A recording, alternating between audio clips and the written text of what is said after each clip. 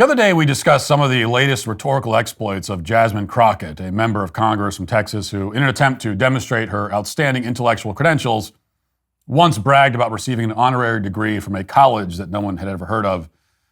Crockett demands to be taken seriously at all times, even though she's easily one of the least serious, least literate members of Congress. And to that end, at every available opportunity, she'll go out of her way to remind you of her many achievements. For example, did you know that Jasmine Crockett technically holds the rank of lieutenant colonel in something called the Civil Air Patrol? Did you know that she regularly keeps her houseplants alive for more than a month? She's bragged about that.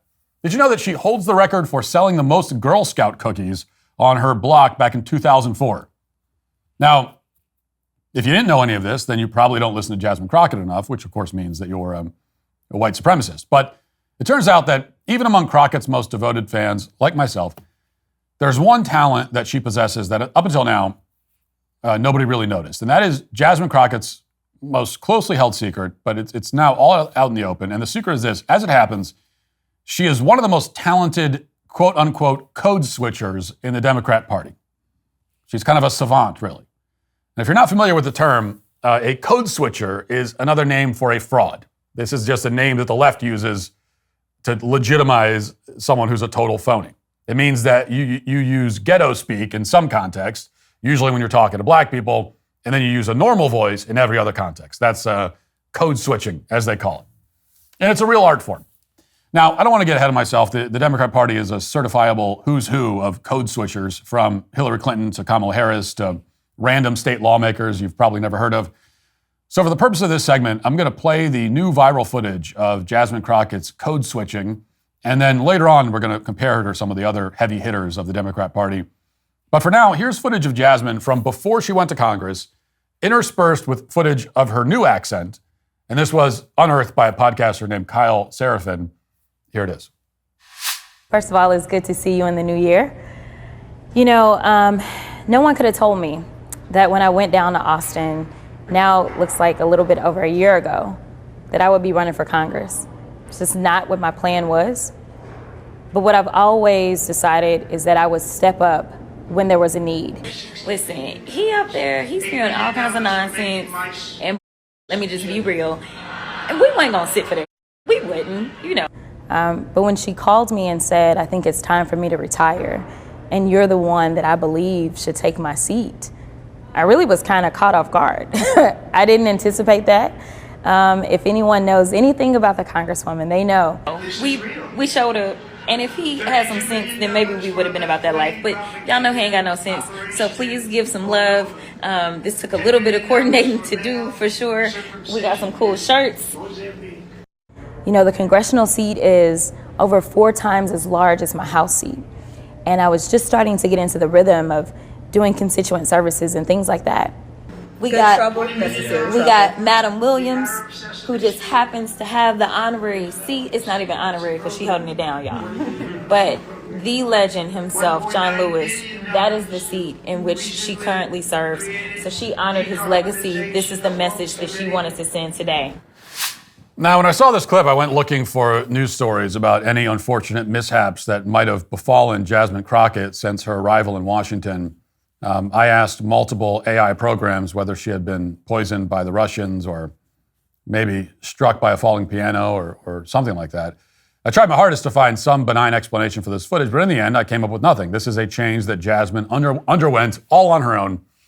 But as impressive as this footage is, it's also a little unsettling. It really makes you doubt your preconceptions. It's the kind of thing that makes you wonder whether Jasmine Crockett is faking more than just her accent. You have to wonder if maybe she's faking the whole being extremely dumb thing as well. Maybe Jasmine is constantly embarrassing herself in public as some kind of political tactic or as part of some elaborate performance art. You know, maybe she actually has an IQ above 95. If so, it's extremely clear that she is very committed to the bit. Jasmine is a method actor on par with like Marlon Brando. Are you looking to deepen your faith this Lenten season? Well, now's the time to join Hallow's Lent Pray 40 Challenge, The Way. This 40-day journey leading up to Easter is all about growing closer to God through prayer, fasting, and reflection, and Hallow is making it easier than ever to stay committed. Imagine starting your day with Mark Wahlberg and Chris Pratt guiding you through meaningful sacrifices that strengthen your spirit. Then let Jonathan Rumi and Sister Miriam James lead you through powerful prayers and inspiring stories of faith. And don't miss Father Mike Schmidt's thought-provoking Sunday homilies that will keep you focused on how Jesus is truly the way to heaven. The beauty of this journey, yes, it includes sacrifice, but that sacrifice leads to incredible peace, joy, healing, and love. You're not going to be alone either. Thousands around the world are already praying together in what's becoming Hallow's biggest Lent ever. If you're ready to join them, you can get 3 months free when you sign up at hallow.com/Matt Walsh. That covers your entire Lenten season and beyond. Once you download the Hallow app, you'll unlock thousands of guided prayers, meditations, and spiritual music, all designed to help you find peace and grow closer to God. Don't wait, download Hallow and jump into the Lent Pray 40 Challenge today. This is par for the course in the Democrat Party, as I mentioned. Here's one of my favorite examples of this kind of thing of all time. This is someone local, so maybe this is why I'm a bit biased, but it's a Tennessee lawmaker by the name of Justin Pearson. You might remember this guy because he was expelled briefly from the Tennessee State House for staging an insurrection after the Covenant school shooting, which he tried to turn into a platform to make an anti-gun statement. And Pearson imagined that this stunt would propel him into the national spotlight, into national stardom. Unfortunately, everyone sort of forgot he existed after about 2 days. But for our purposes, the point is that Pearson attended a leafy liberal arts college in Maine, where tuition runs over $60,000 a year. Then, after he led his insurrection, he started sounding a lot, very different from how he sounded in Maine. Let's watch that again. Justin J. Pearson, and I'm running for president of BSG. There are a few reasons that we're running this campaign this year. One has to do with representation. How can we represent all voices in a conversation? I wanted to do this by partnering with organizations from the Boone Democrats to the Boone Republicans. I want to bring together different voices, dissenting voices, voices that may be more liberal or more conservative, in order that we can reach a point of sort of the radical middle. Seemed like the NRA and gun lobbyists might win. But oh, that was good news for us. I don't know how long this Saturday in the state of Tennessee might last. But oh, we have good news, folks. We've got good news that Sunday always comes. That's a great one. I don't know. That's a really good one. That's an all-time classic. But if you put that up against Jasmine Crockett, it's kind of a tough call. Who is more pathetic when you really get down to it?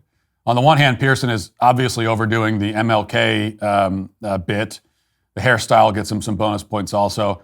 Jasmine, on the other hand, she holds a higher office. You could make the case that she's fooled more people for a lot longer. But let's keep going. As we all know, both Jasmine and Justin Pearson have very stiff competition from Hillary Clinton in the competition for, best code switcher of all time in the Democrat Party, or at least the most pitiful and embarrassing. When we say best, that's what we mean in this context. So here she was back in 2008. This is another classic. And when she was, campaigning against Barack Obama, let's relive this one. I don't feel no ways tired. I come too far from where I started from. Nobody told me that the road would be easy. I don't believe he brought me this far to leave me. I don't feel no ways tired, which I think means that she does feel tired. If she doesn't feel no ways tired, I don't feel no ways tired, then that means I do feel some ways tired. So I think it's kind of a riddle, but it's also the most egregious code switch in modern political history. I mean, she's held the throne for more than a decade. Frankly, it's hard to see how Jasmine Crockett or Justin Pearson could possibly beat that. Hillary is the gold standard for this kind of thing. And that's why when Kamala Harris started using her fake accents, everyone compared them to Hillary. Everyone knows Hillary is the goat of hysterically fake black accents. And here was Kamala's attempt, in case you need a reminder. You better thank a union member for sick leave. You better thank a union member for paid leave. You better thank a union member for vacation time.